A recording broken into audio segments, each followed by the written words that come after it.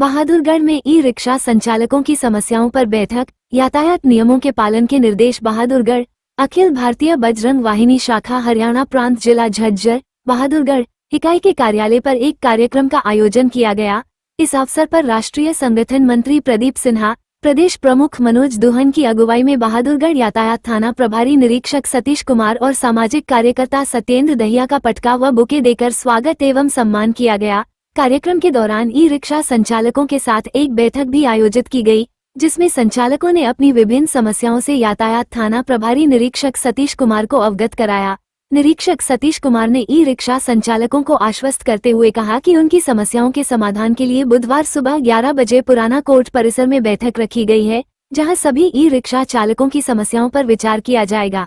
उन्होंने e rickshaw चालकों को निर्देश दिए कि सभी अपने ई रिक्शा का अनिवार्य रूप से पंजीकरण कराएं, अन्यथा यातायात पुलिस द्वारा चालान और कानूनी कार्रवाई की जाएगी। साथ ही उन्होंने स्पष्ट किया कि यातायात नियमों का उल्लंघन किसी भी सूरत में बर्दाश्त नहीं किया जाएगा।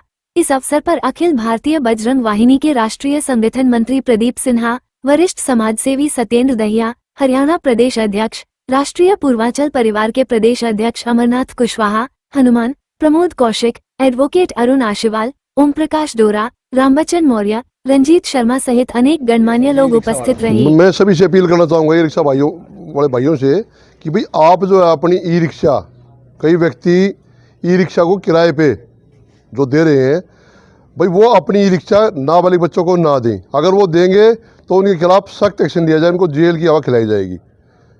दूसरा, जो ई रिक्शा वाले हैं ये सारे अपनी ई रिक्शा पे नंबर हर ई रिक्शा पे होगा।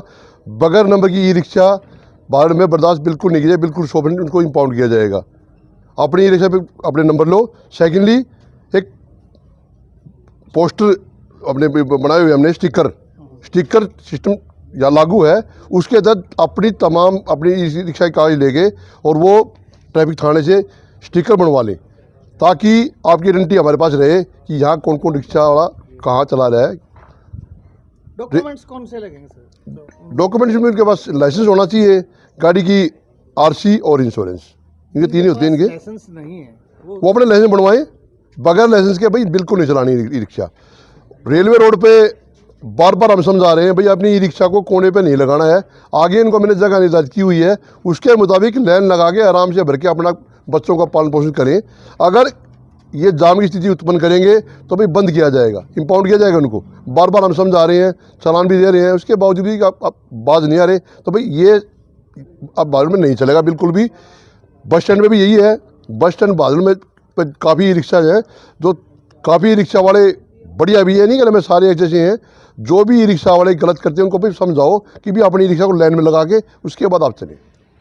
शराब पीकर भी कुछ लोग चला रहे हैं। नशा करके अगर कोई भी ई रिक्शा वाला मिला तो भाई उसका एल्कोशन से चेक करके हम इसको चलान, बिल्कुल उसकी रिक्शा बंद होगी भैया। ई रिक्शा पर भी रोड टैक्स होता है? हाँ, टैक्स भी है। मैंने आरटीओ ऑफिस से बात की थी। ये क्या करते हैं ई रिक्शा वाले, ई रिक्शा पास कराई और उसके बाद आरटीओ जाते ही नहीं है। इनका अपना टैक्स वेक्स पूरा रखें। सेकेंडली, जो है इनकी पासिंग, ये पासिंग होती है, उस पासिंग पे भी ये नहीं जाते, अपनी पासिंग भी कराएं। एक बारी मैं चाहूँगा भाई सारे ई रिक्शा वाले बुधवार को सारे रिक्शा वाले पुरानी कोर्ट, बहादुर के अंदर पुरानी कोर्ट है, वहाँ पे आए सारे। बाकी मैं वहाँ से भी समझा दूंगा किसी से समय, या आप 11 बजे आ जाएं। 11 बजे के लिए पुरानी कोर्ट बहादुर में वहाँ आए। आरटीओ ऑफिस से भी मैं बुलाऊंगा और आप किसी से डरने की जरूरत नहीं है। किसी को अगर कोई पैसा मांगता है तो आप उसकी वीडियो बनाएं और उसको भेज के खिलाफ 100% कार्रवाई होगी। किसी को पैसे देने की जरूरत नहीं है। अपने आराम से अपने बच्चों को पालो। रियली मकसद हमारा पुलिस का एक ही है कि आप शहर को जाम मुक्त रहने दें, जाम इसमें ना लगाएं। अगर आप एक के बराबर में एक लगाएंगे, जाम की स्थिति उत्पन्न होती है, इससे ट्रैफिक बाधित होता है। तो रिक्वेस्ट है, लाइन में चलें और आराम से अपने रिक्शों को चलाएं। और जो ई रिक्शाज हैं, इनके पीछे जिनके पीछे टेप नहीं है, मैं टेप लगा दूंगा। सारी रिक्शा लेके बुधवार को वहाँ आ जाएं 11 बजे। ई रिक्शा पे टेप भी लगाई जाएगी, सभी ई रिक्शा पे टेप लगाई जाएगी। जिनके पहले रजिस्ट्रेशन है, क्या उनको दोबारा करवाने की जरूरत है? नहीं, जिनके रजिस्ट्रेशन है वो अपने नंबर प्लेट जरूर लगाएं।